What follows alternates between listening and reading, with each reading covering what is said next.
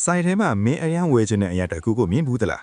တခါတရံမင်းကိုငွေစုထားဒါဆိုရင်နောက်တစ်နေ့မှဝယ်နိုင်မယ်လို့တယောက်ကပြောတာမျိုးလဲကြားဘူးမယ်ထင်တယ်။ဒီနေ့မင်းလိုချင်တဲ့သို့မဟုတ်လိုအပ်တဲ့အရာတွေကိုဝယ်ဖို့ငွေဘယ်လိုရှာမလဲဒီနေ့မှာတော့ငွေကြေးနဲ့ပတ်သက်ပြီးပူမနားလည်နိုင်အောင်အဓိကစကားလုံးတွေစကားစုတွေကိုတတ်မှတ်ပြီးရှင်းပြသွားမယ်။ငါတို့ရဲ့တငယ်ချင်းစုမုံကိုလည်းအကူအညီအဖြစ်ခေါ်ကြမယ်။ needs နဲ့ wants needs ဆိုတာအသက်ရှင်ဖို့မဖြစ်မနေလိုအပ်တဲ့အရာအစားအစာရေအဝတ်အစားအိမ်ယာ want ဆိုတာမရှိလဲနေထိုင်နိုင်ပေမဲ့ရှိရင်ပိုမိုပျော်စရာကောင်းတဲ့အရာ skateboard video game အကြိုက်ဆုံးအယုတ်တာစတာတွေပေါ့ကွာ needs လဲ wants ကြာကွာခြားချက်ကိုနားလည်ထားခြင်းကမင်းငွေကိုတာဝန်ယူပြီးအသုံးပြုနိုင်ဖို့အထောက်အကူဖြစ်တယ် budget ဆိုတာမင်းငွေကိုစီမံဖို့အစီအစဉ်တစ်ခု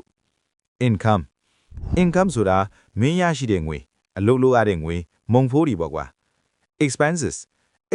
ဆိုတာကမင်းအသုံးပြုလိုက်တဲ့ငွေ budget တစ်ခုလုပ်ခြင်းရဲ့အဓိကအကြောင်းရင်းကမင်းရရှိတဲ့အတွင်းမှာနေထိုင်နိုင်ဖို့မရှိသေးတဲ့ငွေကိုအသုံးမချဖို့အကျွေးမခေဖို့အကူအညီပေးတာပါ debt ဆိုတာတယောက်စီကငွေချေးယူတာဖြစ်ပြီးနောက်တစ်ချိန်မှာပြန်ပေးရမယ့်ငွေပါ savings versus borrowing savings ဆိုတာမင်းအနာရအတွက်ငွေကိုချက်ချင်းအသုံးမချပဲစုထားတာဥပမာ piggy bank ထဲမှာငွေစုထည့်ထားတာသို့မဟုတ်ဘဏ်မှာ savings account ဖွင့်ထားတာ loan ဆိုတာတယောက်စီကငွေချေးယူတာဖြစ်ပြီးအကြီးမားတဲ့အရာတွေဝယ်ဖို့အသုံးပြုတတ်တယ်ဥပမာအိမ်ကားတို့ပေါ့ကွာ loan ချေးယူတဲ့အခါ interest ဆိုတဲ့အပိုငွေကိုပြန်ပေးရတတ်တယ် savings account မင်းငွေကိုကြာထားဖို့နေရာတစ်ခုဖြစ်ပြီးဘဏ်ထဲမှာငွေထားတဲ့အချိန် interest အနည်းငယ်ရနိုင်တယ် checking account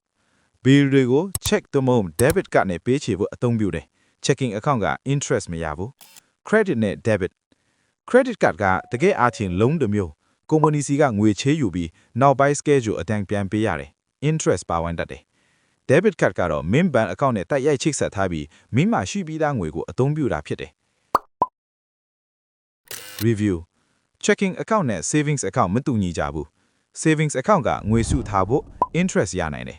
checking account က bill တွေလိုအပ်ချက်တွေကိုချက်ချင်းပေးဖို့အသုံးပြုတယ် interest မရဘူး budget ဆိုတာမင်းငွေကိုစီမံဖို့အစီအစဉ် need ကအသက်ရှင်ဖို့မဖြစ်မနေလိုအပ်တဲ့အရာ want ကမရှိလဲနေထိုင်နိုင်ပေမဲ့ရှိရင်ပိုမိုဖြိုးစရာကောင်းတဲ့အရာအဆုံးသတ်ငွေကြေး literacy ကိုလေ့လာခြင်းကမင်းအနာဂတ်အတွက်ငွေကိုတာဝန်ယူပြီးအသုံးပြုနိုင်ဖို့အရေးကြီးတယ်တက်တဲ့အကြံဉာဏ်တွေကိုကြိုက်ရင် like လုပ်ပါနေ့စဉ်ငွေကြေးသိမြင်မှုဗီဒီယိုတွေကိုကြည့်ကြည့်ရင် subscribe နဲ့ bell ကိုနှိပ်ထားပါ